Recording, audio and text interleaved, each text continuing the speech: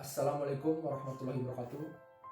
Perkenalkan, saya Dito Pratama Gunawan, mahasiswa dari jurusan Pemerintahan Fakultas Ilmu Sosial dan Ilmu Politik Universitas Lampung 2019, reguler A dengan NPM 1916021019. Sebelumnya, di sini saya akan memberikan sedikit pembahasan atau jawaban dari soal yang diberikan oleh dosen pengampu mata kuliah Politik Keuangan Negara, yaitu Bapak Budi Kurniawan SIP MPP. Berikut adalah soal yang diberikan oleh beliau. Baik, sebelumnya saya akan memberikan sedikit pengertian dari apa itu kebijakan fiskal. Menurut saya, kebijakan fiskal merupakan suatu kebijakan yang merujuk pada ekonomi atau keuangan suatu negara. Kebijakan fiskal itu sendiri mempunyai tujuan untuk mengendalikan perekonomian pada suatu negara guna mendorong laju investasi, mengendalikan suatu keadilan sosial, mengurangi pengangguran, dan membuka kesempatan lapangan kerja yang luas. Baik, sekarang kita merujuk pada soal. Perlu kita ketahui bahwa saat ini negara di seluruh dunia, bahkan negara kita Indonesia, sedang mengalami suatu musibah, yaitu COVID-19 atau virus corona. Yang dimana perlu kita ketahui bahwa virus corona ini menyebar melalui pernapasan. Jika kita berbicara ataupun bersin dekat dengan orang yang mengalami virus tersebut, maka kita akan juga tertular. Dan teman-teman sekalian, perlu kita ketahui juga bahwa total orang yang positif corona di seluruh dunia 99 juta jiwa dan telah meninggal dengan total 253,193 ribu jiwa.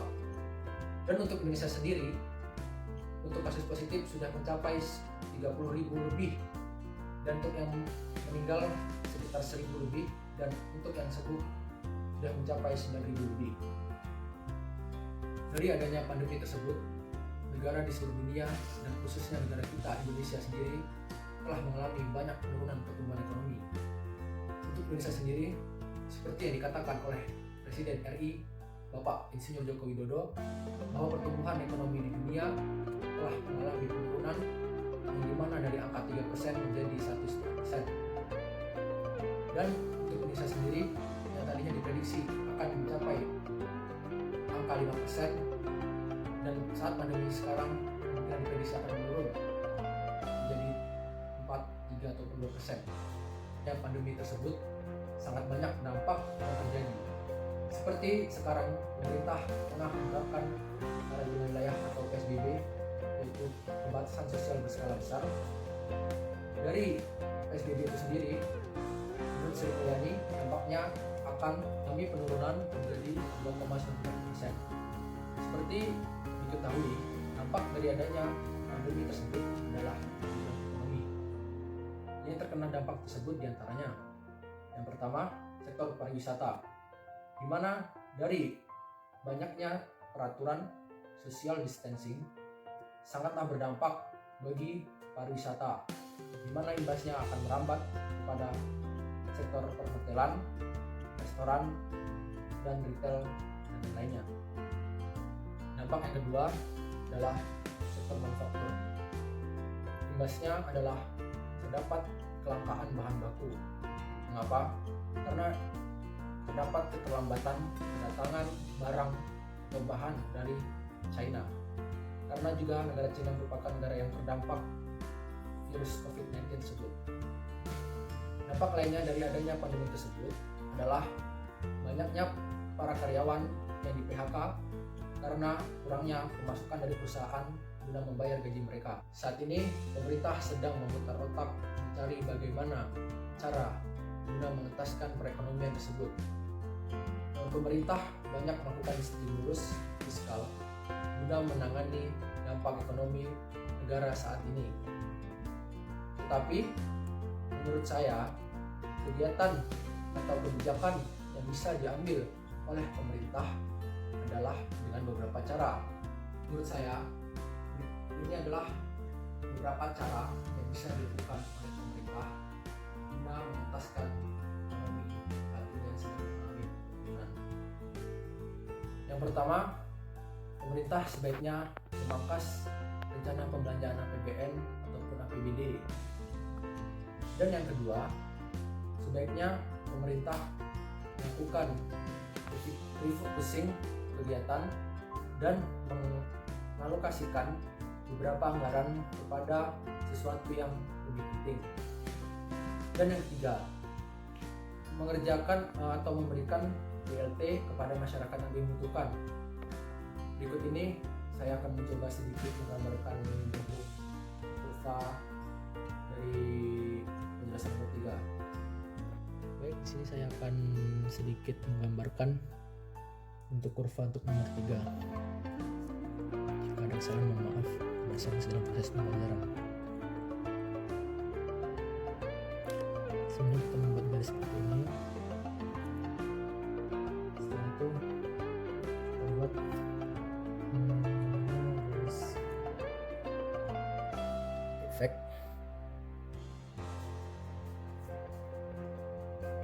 Di sini kita buat garis miring, dan di sini merupakan garis equilibrium atau titik keseimbangan. Di sini terdapat garis ini miring.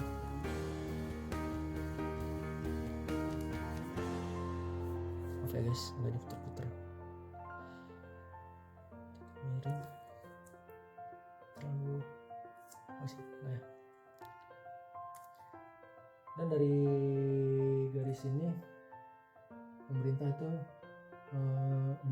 harusnya bisa menggeser garis ini menjadi ke atas seperti ini.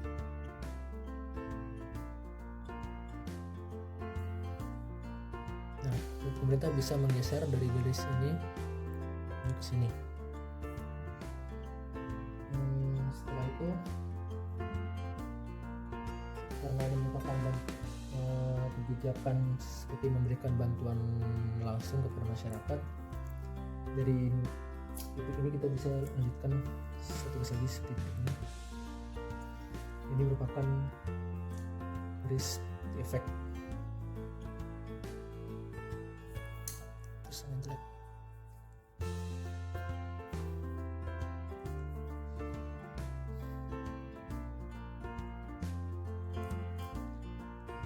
Ya, dan seperti ini bentuknya. Semoga benar ya. Yang keempat adalah dengan cara meringankan PPh, dan yang kelima adalah dengan cara mungkin saja pemerintah bisa dengan mengurangi dengan tenaga kerja asing dan lebih mengutamakan tenaga kerja Indonesia guna mengurangi tingkat pengangguran yang terjadi. Dan yang terakhir adalah menurunkan tarif listrik. Dan selanjutnya saya akan sedikit mencoba menggambarkan untuk kurva untuk nomor 5. Di sini saya akan mencoba menggambarkan kurva dari nomor 5 tadi. Dimana di sini terdapat titik, di sini terdapat garis, di sini terdapat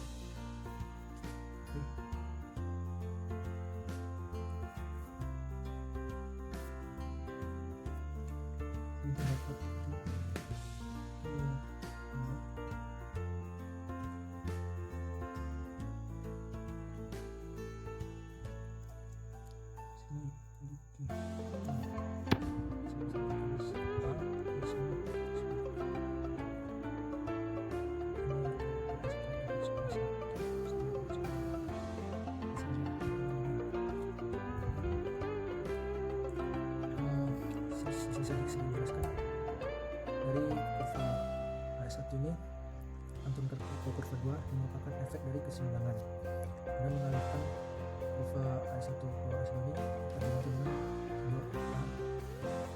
antun. Dan selanjutnya dari menurut makrobenituran, maka B1 akan mengalami sebuah pendapatan nasional meningkat dari satu ke kedua ini. Terus selanjutnya yaitu Q1 atau Q2. ini akan mempengaruhi dari P1 dan P2 ini.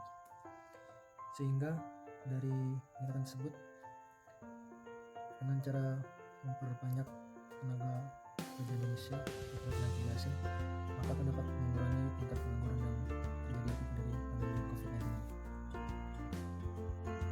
Sekian dari saya. Mohon maaf bila ada salah kata dalam penjelasan